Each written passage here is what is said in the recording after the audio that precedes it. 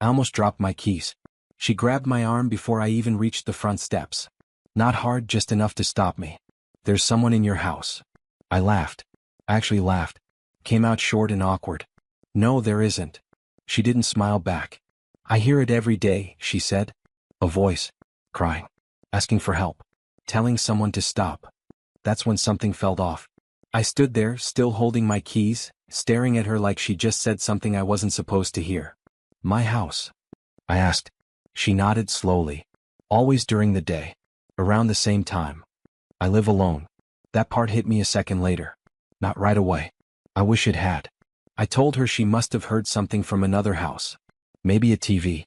Maybe construction. Anything but what she was saying. But she didn't argue. She just stepped back and said, "Just check." I remember unlocking my door. The sound felt louder than usual. Like it echoed more than it should have. Inside, everything looked normal. Quiet.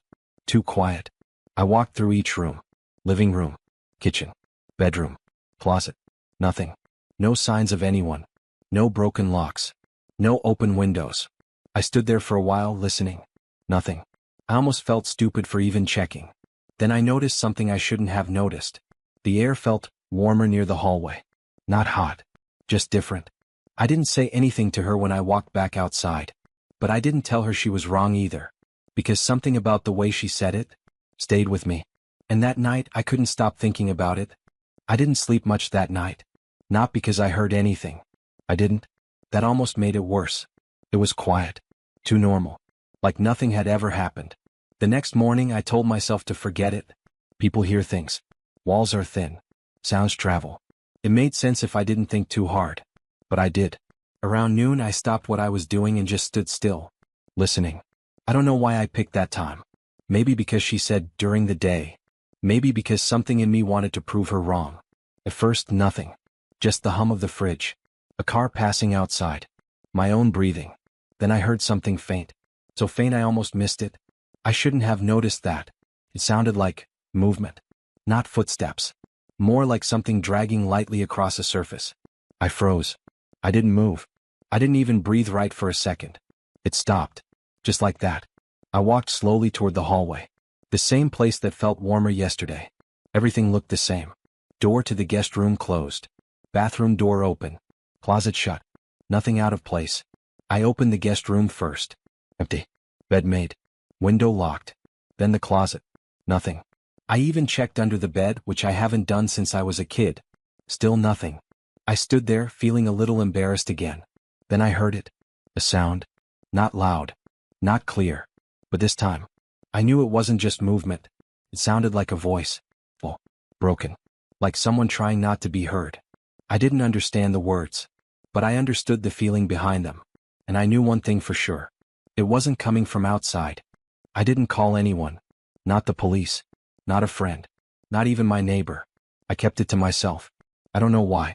Maybe because I still didn't have anything solid. Just a sound. A feeling. Something I couldn't explain. That afternoon, I sat in the living room with my phone in my hand, pretending to scroll. But I wasn't reading anything. I was listening. Every small noise felt louder. The pipes. The floor settling. A car door outside. Then it came again. That same low sound. I stood up slowly and walked toward the hallway. This time I stopped halfway. Because I heard words. Not clear ones. But enough to know it wasn't random. Please? It was weak. Like someone was tired. My chest tightened, but I didn't panic. Not yet. I stepped closer. The sound wasn't coming from the guest room. Or the bathroom. It was lower.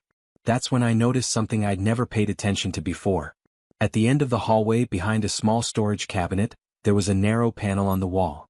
I had lived there almost 3 years. I had never opened it. I crouched down and touched it. The wood felt slightly warm. That same warmth again. I pulled the cabinet aside just enough to see the edges. There was a small handle. Hidden. I shouldn't have noticed that. My hand paused for a second before I touched it. That's when the voice came again. Clearer this time. Don't. I froze. Not because I was scared. Because I realized something. This wasn't random. This wasn't outside noise. This was inside my house. And whatever was behind that panel was still alive. I didn't open it right away. I sat there on the floor, staring at that small handle, trying to think clearly. There had to be a reason for it. Old house. Maybe some kind of maintenance space. Pipes. Wiring. Something normal. That's what I told myself. But the voice didn't sound normal. I stood up, grabbed my phone, and quietly turned on the camera. Not to record anything specific. Just in case. Then I went back down. Slow. Careful. My hand wrapped around the handle and I pulled. It didn't open all the way at first. It stuck like it hadn't been used in a long time. Then it gave. A narrow gap. Dark inside. A smell came out first. Damp. Stale. Like air that hadn't moved in years. I widened the opening just enough to see inside. And that's when everything changed. There was a space behind the wall. Not big. Maybe the size of a small closet. But it wasn't empty. There was a mattress on the floor. Thin. Dirty. A bottle of water. And a bucket. My hands started shaking but I stayed still. Because I saw movement. Someone was there. Curled up against the wall, barely visible in the dark. For a second I thought they were asleep. Then they moved. Slow. Weak. Their face turned slightly toward the light. And I heard it again. Please? I stepped back without thinking. My mind was trying to catch up, but one thing hit me hard. This wasn't an accident. This wasn't someone hiding. Someone had been kept there. Inside my house. And I had no idea how long. I closed the panel. Slowly. Carefully. Like nothing had happened. My hands were shaking but I forced myself to move normal. No sudden sounds. No panic. Whoever did this could come back. That thought hit me harder than anything I had just seen. I walked into the kitchen, poured a glass of water and just stood there for a second. Thinking. Not reacting. If I called the police right away they might show up loud. Sirens. Knocking. Questions. If someone was coming back to that space they'd know immediately. And then what? I kept it to myself. I shouldn't have, but I did. I waited. That evening I left the house like usual. Locked the door. Walked down the street. But I didn't go far. I stayed in my car, parked where I could still see my front door. Lights off. Phone ready. Hours passed. Nothing. No one came. Around midnight I went back inside. Quiet. Everything looked the same. But now I knew better. I went straight to the hallway and stopped before the panel. I didn't open it this time. Instead I whispered, "I'm here." No answer. I waited. Then I heard a small shift. Very soft. They were still alive. I went to the kitchen, grabbed water and some food and brought it back. I opened the panel just enough and slid it inside. I didn't say anything else. Because I realized something I hadn't wanted to admit. Whoever put them there knew this house better than I did. The next morning I acted like everything was normal. Coffee. Emails. Phone calls. But I didn't leave the house. I stayed. Watching. Listening. Around 11:40, I heard the front door handle move. Not loud. Just a soft click. My chest tightened but I didn't move right away. I shouldn't have noticed that. The timing. Same time my neighbor mentioned.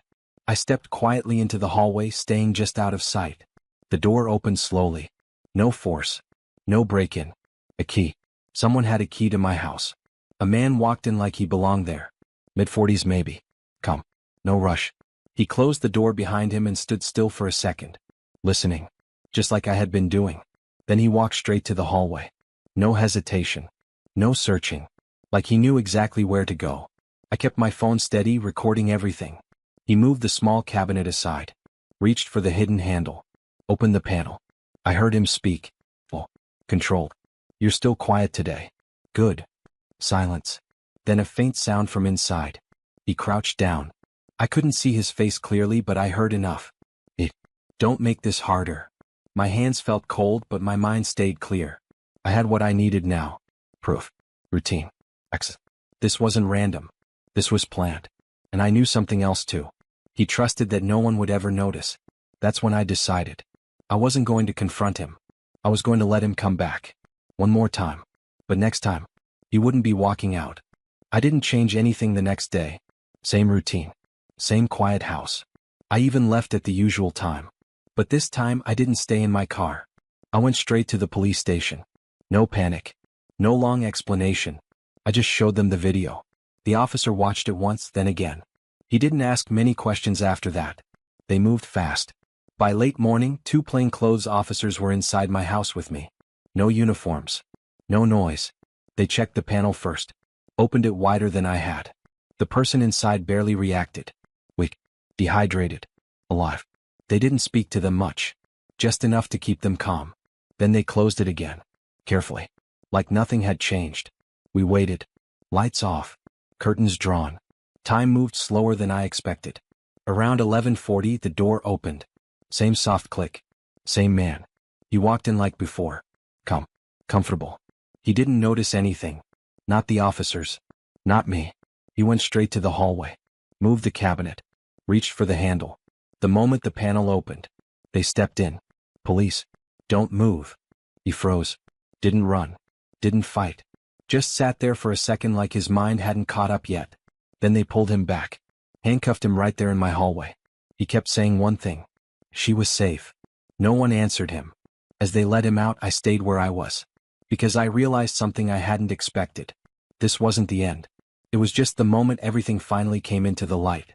And I still didn't know who he really was. His name was Daniel Kessler.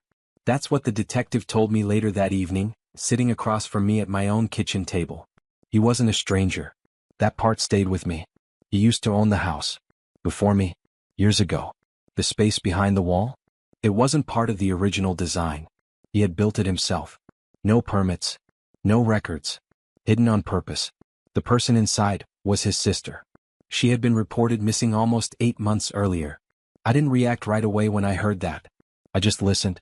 Apparently he believed he was protecting her. Keeping her away from something. From people. From the world. That's what he told them. But what I saw behind that wall wasn't protection. She survived. Barely. She's still in recovery. I think about her sometimes. Not in detail. Just enough to remember. The house doesn't feel the same anymore. I sold it 2 months later. Not because I was scared. Because I couldn't walk past that hallway without feeling it again. That quiet. That warmth. That voice.